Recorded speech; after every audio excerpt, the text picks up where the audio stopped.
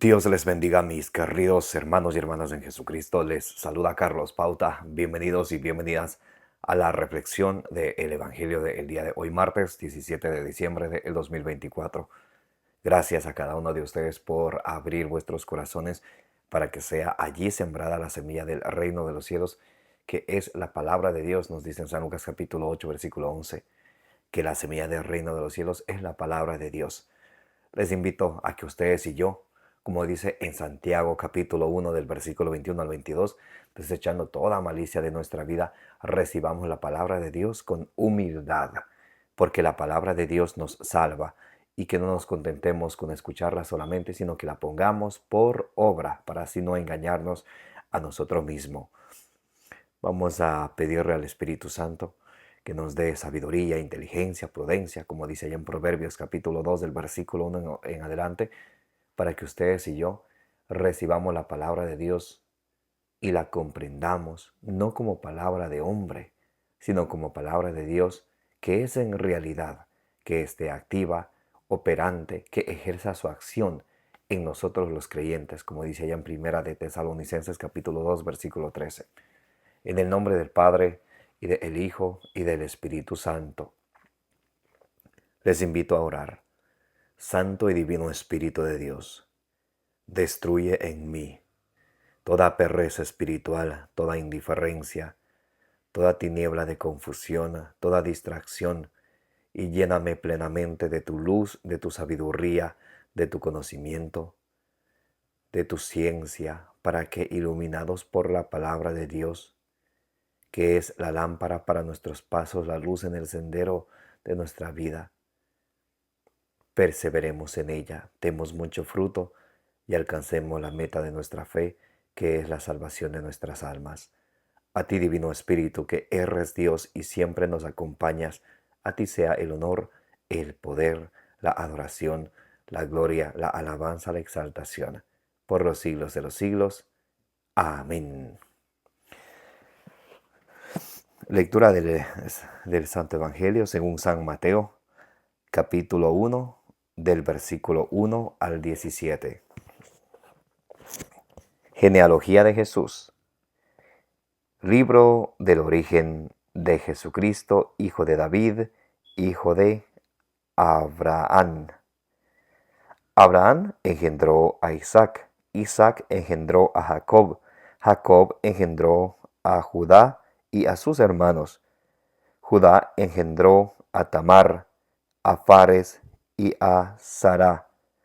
Fares engendró a Esrón, Esrón engendró a Arán, Arán engendró a Aminadab, Aminadab engendró a Naasón, Naasón engendró a Salmón, Salmón engendró de Rahab a Boz, Boz engendró a Ruth, a Obed, Obed engendró a Jesé, Jesé engendró al rey David, David engendró de la mujer de Urías a Salomón, Salomón engendró a Roboán, Roboán engendró a Abia, Abia engendró a Asab, Asab engendró a Josafat, Josafat engendró a Jorán, Jorán engendró a Osías, Osías engendró a Joatán, Joatán engendró a Acaz, Acaz engendró a Ezequías, Ezequías engendró a Manasés, Manasés engendró a Amón, Amón engendró a Josías, Josías engendró a Jeconías y a sus hermanos, cuando la deportación a Babilonia. Después de la deportación a Babilonia, Jeconías engendró a Salatiel, Salatiel engendró a Zorobabel,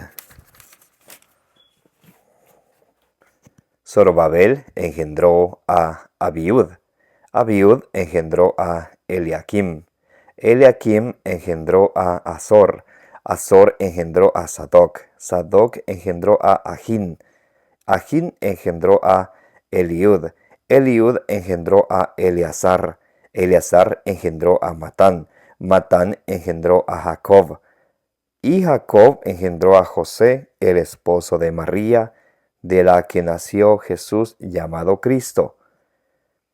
Así que el total de las generaciones son desde Abraham hasta David, 14 generaciones.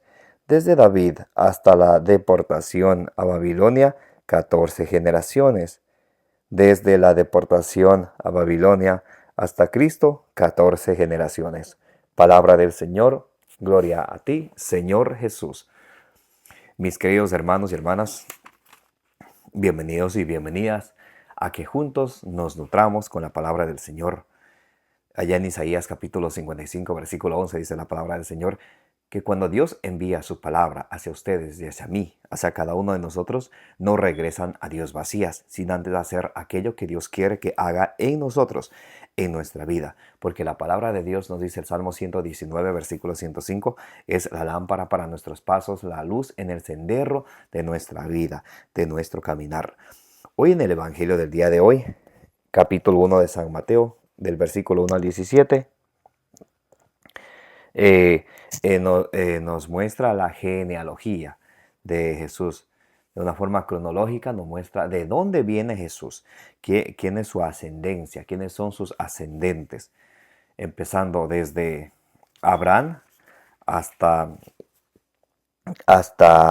Jacob, que engendró a José, esposo de María, de la cual nació Jesús, llamado el Cristo. Aquí nosotros podemos aprender muchísimas cosas. Y también tenemos varios nombres, ¿qué les parece? Son 17 versículos. A ver, son 16 versículos, solo en nombres. Pero tranquilos, que eso es poquito. Cuando yo inicié a leer los evangelios, yo leía este pasaje, Mateo capítulo 1 del versículo 1 al 17, y pensaba, wow, son bastantes nombres. Pero luego, gracias a Dios, he tenido la oportunidad de leerme toda la Biblia completa. Por ejemplo, en el libro de las Crónicas, los primeros capítulos son de muchísimos nombres, entonces esto no es nada, ¿ok? Bien, en el Evangelio de hoy, ¿qué podemos aprender primeramente? Cómo el evangelista San Mateo nos muestra la genealogía de Jesús, de una forma cronológica, de dónde viene Jesús, quiénes son sus ascendentes. ¿Qué nos enseña, por ejemplo, es a nosotros de entrada? Nos enseña a nosotros a conocer nuestras raíces, a saber siempre quiénes somos y de dónde venimos, porque en ciertas ocasiones se nos olvida de dónde somos, se nos olvida de dónde venimos, hasta vergüenza nos da de nombrar aquel campo del cual somos muchos de nosotros. O queremos ser de la ciudad y no nos gusta ser humildes porque tal vez hemos viajado a otro país, por ejemplo, Estados Unidos, España, qué sé yo, a otro país que hemos emigrado. A veces se nos olvidan nuestras raíces porque Dios nos ha bendecido un trabajo, tal vez hemos hecho nuestro propio negocio y tenemos bienes materiales. Eso no nos hace ni menos ni más, porque cuando nos muramos, Eclesiastés capítulo 5 del versículo 13 al 15 dice que no nos llevamos nada, y ustedes y yo sabemos que cuando nos morimos no nos llevamos nada. Entonces, ¿cómo vamos a ser juzgados nosotros? Vamos a ser juzgados por nuestras obras, por nuestras acciones. Romanos 2:6, Apocalipsis 20:12, Apocalipsis 22:12 nos dice que vamos a ser juzgados por nuestras obras, no por lo que tenemos. Bendito sea Dios si tenemos algo. Y si no tenemos, también tenemos que darle gracia, la gloria a Dios, darle gracias a Dios y seguir trabajando, seguir perseverando, sabe dónde, cuándo y cómo nos va a bendecir. Pero teniendo en cuenta que lo material es pasajero, tiene fecha de caducidad, todo se acaba, incluyendo nuestra vida. Lo único que tenemos seguro en esta vida es la muerte. Y la muerte es un paso para encontrarnos con el Señor y ser juzgados a través de nuestras obras. Lo que hemos hecho en vida, Mateo capítulo 25, del versículo 31 al 46, el juicio final. El Señor Jesús nos va a juzgar de lo que hemos hecho. Tuve hambre, me diste de comer. Tuve desnudo, me vestiste. Tuve forastero, me recibiste en tu casa. Tuve en la cárcel, tuve enfermo, me visitaste. Señor, ¿y cuándo hemos hecho esto? Lo que hicieron con el más pequeño de estos mis hermanos, a mí me lo hicieron. Entonces, muy importante. Ahora, ¿qué sucede? Que muchos de nosotros, a veces cuando llegamos a tener cosas materiales que son pasajeras, nos creemos la última Pepsi-Cola del desierto. Ahí parece que anduviéramos en el aire, ahí parece que andamos por las nubes con nuestra mente. El ego, el orgullo se eleva, se sube el ego. Muy malo. ¿Saben por qué? Dice la Sagrada Escritura en el libro de Siracides o Eclesiástico, capítulo 3, versículo 18, mientras más grande seas, más debes humillarte, y así encontrarás gracia ante los ojos de Dios. ¿Pero qué? A nosotros el orgullo nos gana. ¿Y saben lo que pasa con los orgullosos? Lucas capítulo 1 del versículo 51 al 53. Dios despide a los orgullosos, a los soberbios, les despide sin nada. ¿Ah? ¿Qué les parece? Por eso 1 Pedro capítulo 5 del versículo 5 en adelante nos dice que tenemos que ser humildes, que buscar por lo humilde. San Pablo allá en Romanos 12 y 16 nos invita a que no busquemos cosas grandes, sino por lo humilde. Y, y aunque tengamos cosas grandes, tenemos que mantener nuestros pies sobre la tierra. Así como hoy tenemos, puede ser que mañana de alguna manera Dios nos quite. Como todo es de Dios, nada es de nosotros. Nada es de nosotros. Acuérdense bien, nada es de nosotros. Por eso dice la Sagrada Escritura que ni por nuestros cabellos juremos, porque Dios tiene contado hasta nuestros cabellos. Nada no es de nosotros. Es solamente un regalo de Dios que Dios nos da. Y como nos da, como dice el Salmo 100, de Él somos. Dios toma lo suyo cuando Él quiere. Y esa es su voluntad y nosotros obedecemos. Entonces, no es que, por ejemplo, el esposo puede decir a la esposa, oh, tú eres mía, o viceversa, la esposa al esposo, tú eres mío, o los papás a los hijos, ustedes son mis hijos. Son un regalo de Dios que Dios nos da por un cierto tiempo y Él se lleva cuando Él quiere. Por eso a veces cuando fallece algún bebé pequeño, los que hemos perdido, bebés pequeñitos, a veces cuando no conocemos a Dios, ¿qué decimos? Oh Dios mío, ¿por qué? Porque a mí, ¿por qué me? Pero si, y luego cuando conocemos a Dios nos damos cuenta, pero si todos somos de Dios y Dios toma lo que es suyo. En este mundo estamos, dice San Pedro ahí en 1 Pedro capítulo 2, versículo del 11 en adelante, estamos de peregrinos, de pasajeros. Filipenses 3:20 al 21 dice que nosotros somos ciudadanos del cielo. Entonces nunca aspiremos, oh, yo quisiera la ciudadanía estadounidense, yo quisiera la ciudadanía española de la madre patria.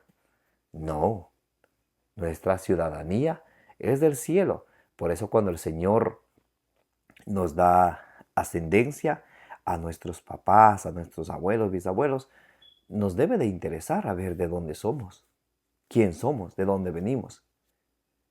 Y cuando el Señor nos da nuestra descendencia, es para que ustedes y yo, especialmente a nuestros hijos, cuando el Señor nos da, ¿es para qué? Para que les enseñemos a ganarse el cielo, a hacer tesoros en el cielo, para que alcance la meta de la fe, que es la salvación de las almas, dice en 1 Pedro capítulo 1, versículo 9.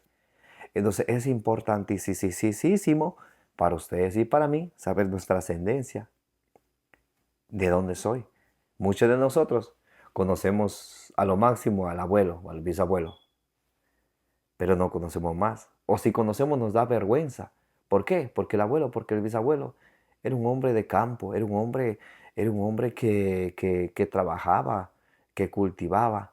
Y a veces como nosotros ya hemos viajado a, por ejemplo, Estados Unidos, ya nos da vergüenza de recordarnos que nosotros también agarramos las herramientas y trabajamos ahí, ensuciado las manos, a veces con botas de caucho, sucio la ropa, todo eso. Bendito sea Dios que nos ha dado la oportunidad de aprender eso, pero a muchos nos da vergüenza. Oh, sí, ahora sí, cuando llegamos a nuestro país, oh, ¿cómo llamarse eso? Y sabiendo bien, no es que nos hemos olvidado, sabiendo bien, ¿cómo llamar eso?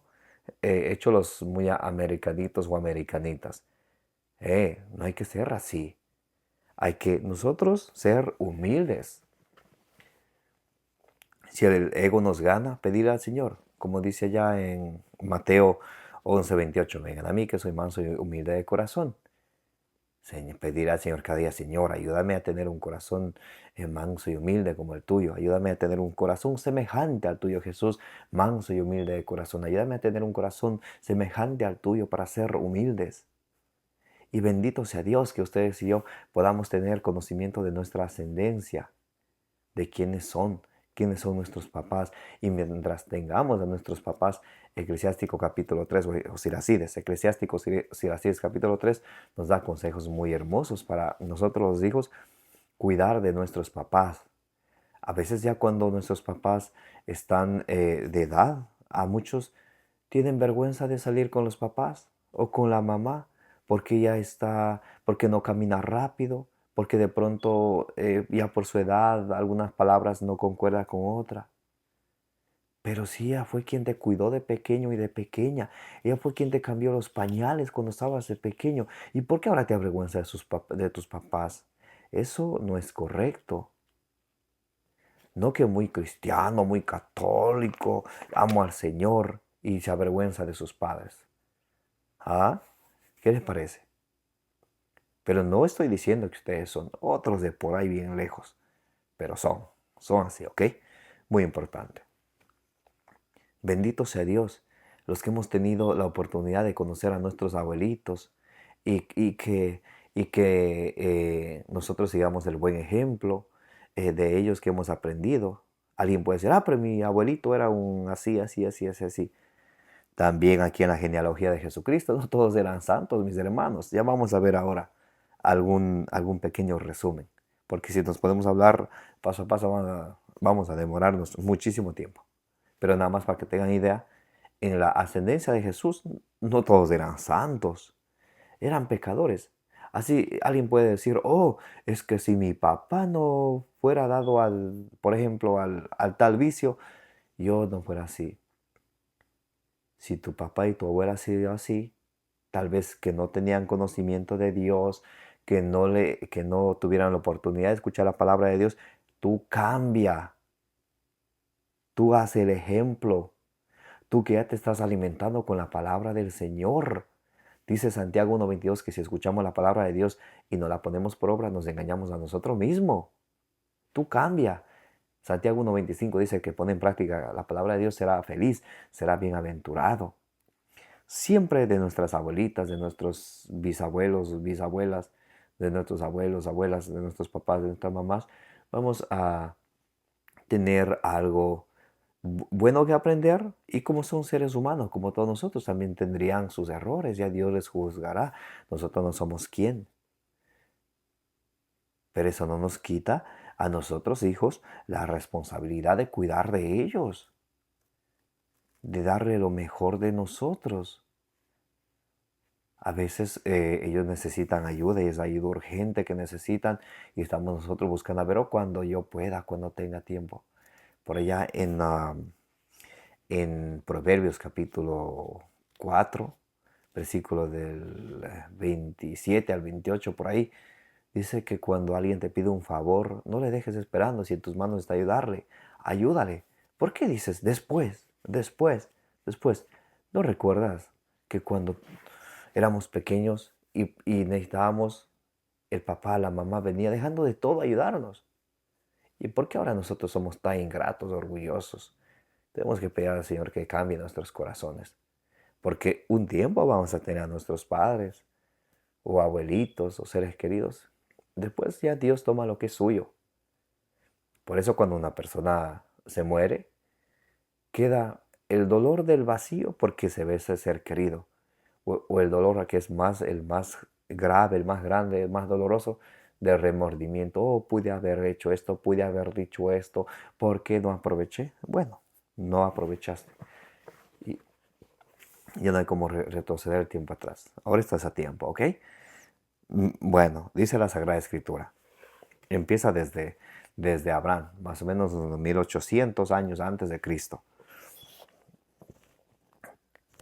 Dice, libro del origen de Jesucristo, hijo de David, hijo de Abraham. Abraham engendró a Isaac. Isaac engendró a Jacob. Jacob engendró a Judá y a sus hermanos. Jacob, que luego por allá en Génesis capítulo 35, versículo 10, Dios le cambió el nombre a Israel. Por eso y Jacob o Israel tuvo 12 hijos, por eso de ahí vienen las 12 tribus de Israel. ¿Ok? Jacob engendró a Judá y a sus hermanos. Judá engendró a Tamar, a Fares y a Sara. Fares engendró a Esrón. Esrón engendró a Arán. Arán engendró a Aminadab. Aminadab engendró a Nazón. Nazón engendró a Salmón. Salmón engendró a Rahab. Rahab, ¿saben quién era Rahab? Los que nos gusta leer la Biblia, allá en Josué capítulo 2, Rahab era una prostituta. Y podríamos ver, pero ¿cómo va a ser posible que en la ascendencia de Jesucristo haya una prostituta?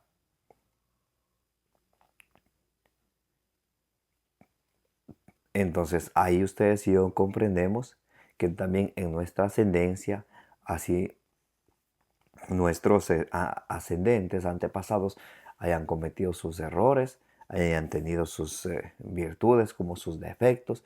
Entonces, por eso ustedes y yo no nos vamos a olvidar nunca de dónde venimos ni quién somos.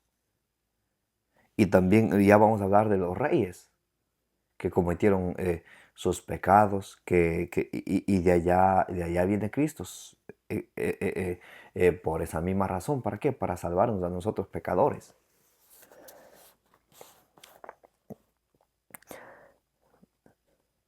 Salmón engendró a Rahab, a Boz engendró a Rud, a Obed engendró a Jesé engendró a David. Muy importante. Entonces, el papá de David, ¿cómo se llamaba? Jesé.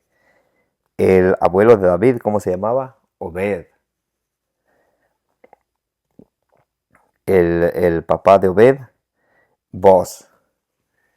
Entonces ahí viene la ascendencia de David. Y muy importante, el rey David era bueno ante los ojos de Dios, pero no todo color de rosa. Por ejemplo, en el segundo libro de Samuel, capítulo 11, Samuel comete el pecado de adulterio. Y no solo el pecado de adulterio, sino sucede que un día Samuel está en su palacio. Pueden leerlo en su casa. Segundo libro de Samuel, capítulo 11 y 12. Entonces, un día cuando David estaba en el palacio, él mira por la ventana a una mujer que se estaba ahí bañando y la manda a llamar y tiene relaciones con ella. Y resulta que esta mujer es mujer de Urías, de uno de sus soldados. Entonces, y ella queda embarazada. Entonces David rápido manda a llamar a Urías, que venga de la guerra, que venga para mandarle a su casa, para que Urías se acueste con su mujer y de esa manera tratar de tapar ese embarazo que David había embarazado a su mujer, pero ya que Urías hubiera estado con ella, entonces se podría pensar que el hijo era de Urías. Pero Urías no va a la casa. Entonces, ¿qué hace David? Escribe una carta y le manda al jefe del ejército y le dice, pone a Urías al frente. Y cuando vienen los enemigos a atacar, déjale solo para que él se defienda. Y ahí es donde muere. Entonces David no solamente comete pecado de adulterio, sino también hace matar a Urías, al marido. ¿Para qué? Para que ese pecado no quede de manifiesto. Pero como Dios sabe todo, manda al profeta Natán, segundo libro de Samuel capítulo 12. Y dice Natán, le dice en esta forma: había un hombre rico que tenía de todo, y había también un hombre pobre que tenía solo una corderilla. Una vez vino a visitarle una visita al hombre rico, y él, en vez de matar un animal de todo lo que él tenía, agarra la única corderita o corderilla que tenía el hombre pobre y mata a esa. Y David se pone furioso, dice: vive Yahvé, el hombre que hizo eso tiene que pagar 4 veces más y debe de morir. Y le dice el profeta Natán: ese eres tú, ese eres tú. No solamente cometiste pecado de adulterio, sino mandas a matar a Urías. La espada no se separará de tu casa. Y luego ese hijo que iba a nacer muere. Entonces miren ahí la historia del rey David. Y de ahí viene Jesucristo. David engendró de la mujer de Urías a Salomón. Salomón engendró a Robán. Salomón era también bueno. ¿Recuerdan? Primer libro de los Reyes, capítulo 3, versículo 9. Salomón le pide a Dios sabiduría para juzgar a las tribus de Israel. Pero en el capítulo 11 dice que Salomón tenía 1000 mujeres. 1000 mujeres. Entre 700 en concubinas y 300 en rango de princesas. En total 1000 mujeres. Y él se fue arrastrado por ellas a inclinarse hacia los ídolos. Y cometió pecado. El hijo de David, Salomón. El hijo de Salomón, Robán. Robán, por no escuchar el consejo de la gente que tiene experiencia, se deja llevar de los jóvenes. ¿Y qué sucede? Por él no dejarse llevar de los consejeros que estaban siempre con Salomón y dejarse llevar de los jóvenes de su edad, ¿qué sucede? Dios separa, o sea, se dividen en las tribus. La tribu de Judá y Benjamín al sur y las otras 10 tribus al norte. Entonces, eso es por el pecado que cometió Salomón. Allí en el primer libro de los Reyes, capítulo 2, primer libro de los Reyes, capítulo 12. Robán engendró a Abía, Abía engendró a Asab, Asab engendró a Josafat, Josafat engendró a Jorán, Jorán engendró a Osías, Osías engendró a Joatán, Joatán engendró a Acaz, Acaz engendró a Ezequías, Ezequías engendró a Manasés, Manasés engendró a Amón, Amón engendró a Josías, Josías engendró a Jeconías y sus hermanos, cuando la deportación a Babilonia. Entonces, todos todos estos antepasados,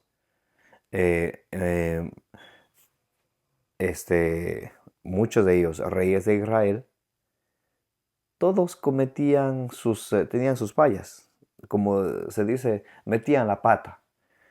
Leyendo los 2 libros de las crónicas, uno se va dando cuenta, también los libros de los reyes, los libros de las crónicas, se da cuenta que todos estos reyes cometían sus pecados gravísimos, se inclinaban a la idolatría. Y por eso, por la desobediencia y ellos apartarse del Dios verdadero, Dios los entrega al saqueo. En el año 578 por ahí, hubo la deportación a Babilonia. Viene el rey Nabucodonosor, saquea el templo y se lleva todas las cosas sagradas, todo a Babilonia, y también se va llevando a los más preparados.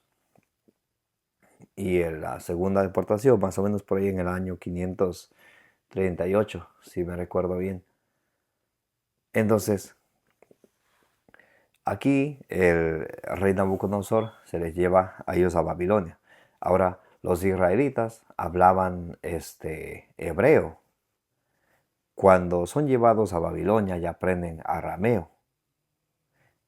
Entonces, luego cuando se escribe la Biblia, parte es escrita en hebreo, el idioma original de los israelitas.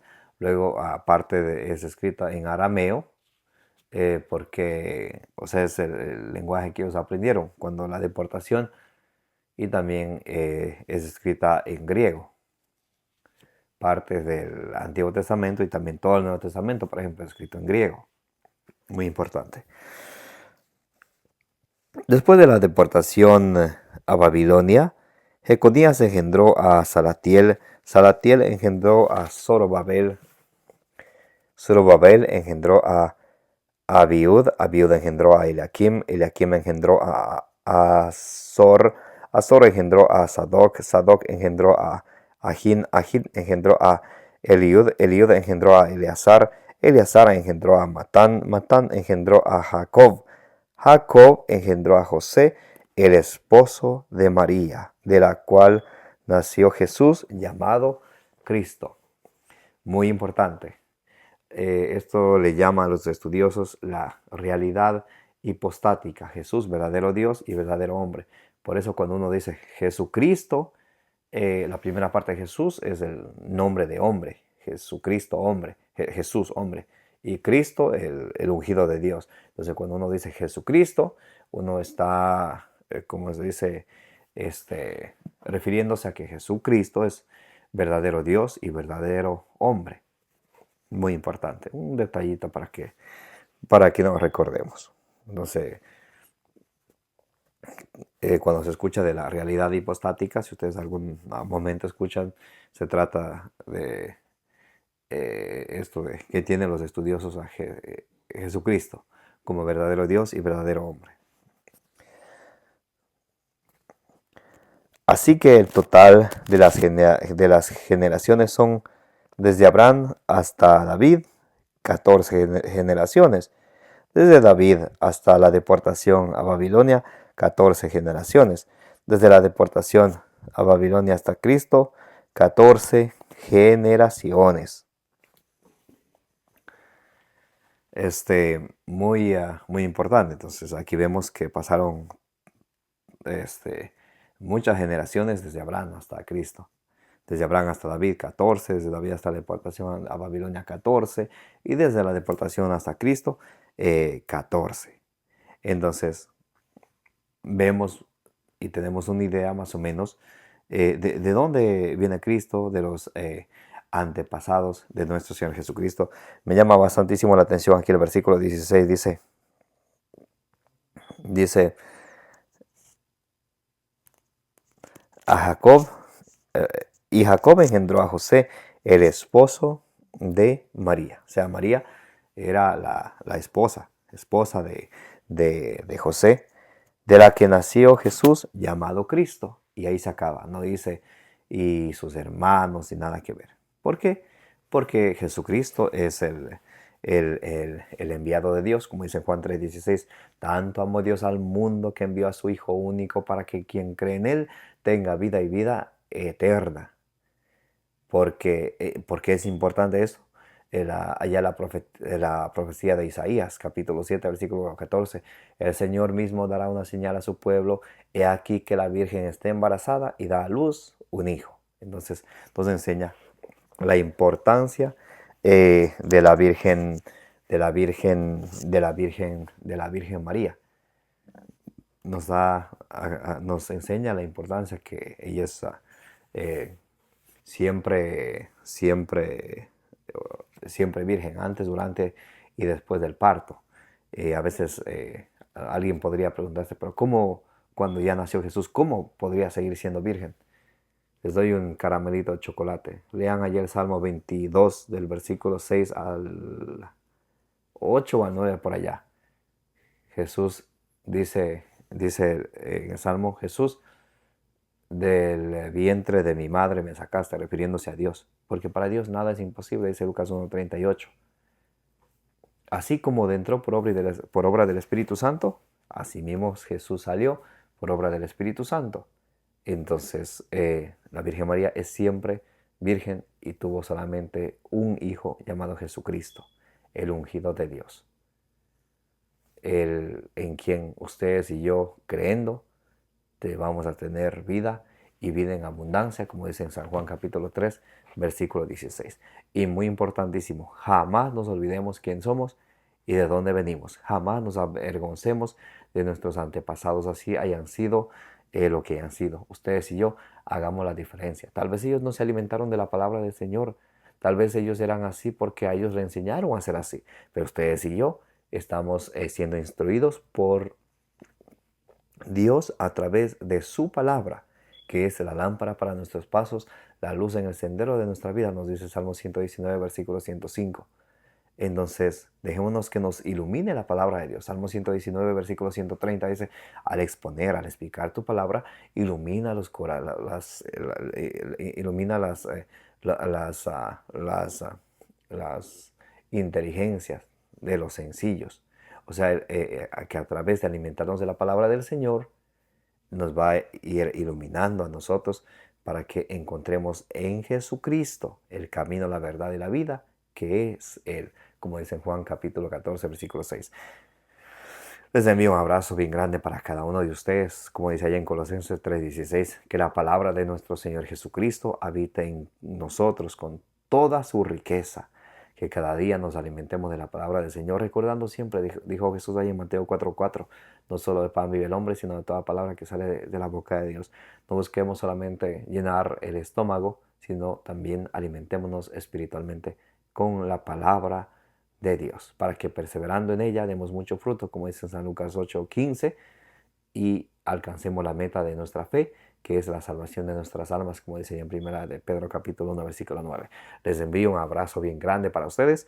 Gracias por participar de la reflexión del Evangelio del Día con su hermano Carlos Pauta. Denle suscribir, denle me gusta, denle compartir.